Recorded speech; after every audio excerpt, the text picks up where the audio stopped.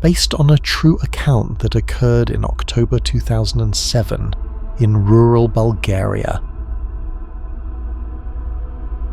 Velinovo is a small, forgotten village nestled between dark forests and mist-covered mountains in northern Bulgaria.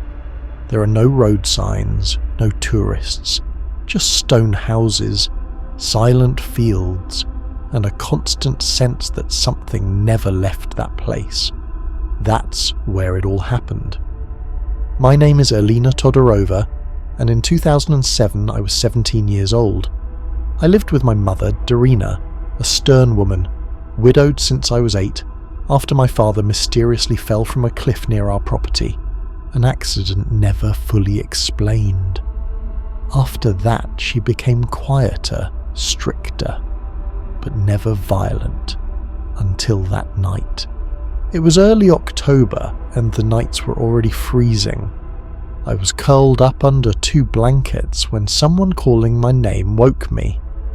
Elena! The voice was a whisper, as if it seeped through the walls. When I opened my eyes, I saw my mother standing beside my bed. She was holding a long butcher's knife, and the kind she used to slice pork on slaughter days.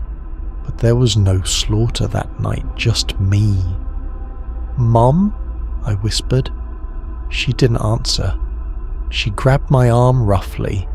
For the first time I was afraid of her. She pulled me into her room. Something felt off the moment we stepped in. Every knife in the house was stuffed under her pillow. Medicine blister packs were scattered across the bed. Sedatives, antipsychotics, strong painkillers. My mother trembled. Her eyes were bloodshot, but the way she looked at me, it was as if she didn't recognize me, as if she hated me. You'll see," she whispered in a broken voice.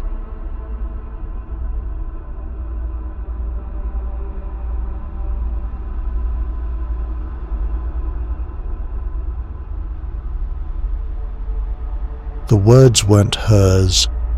The tone wasn't hers. When I stepped closer, she screamed. It wasn't a human scream.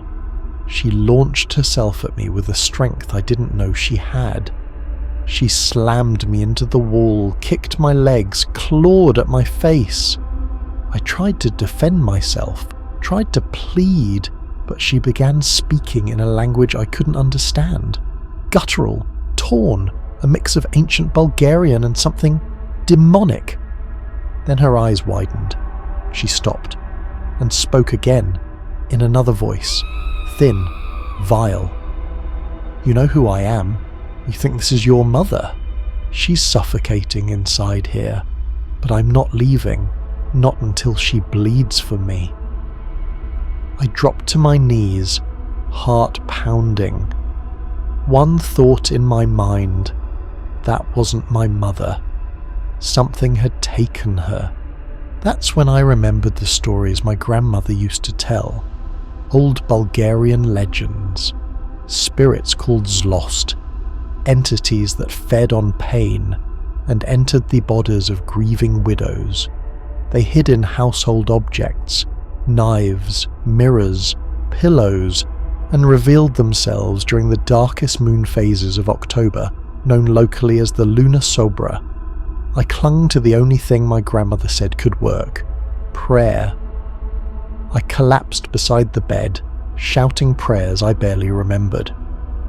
Oche Nash, Our Father, Ave Maria, even verses I had memorized as a child.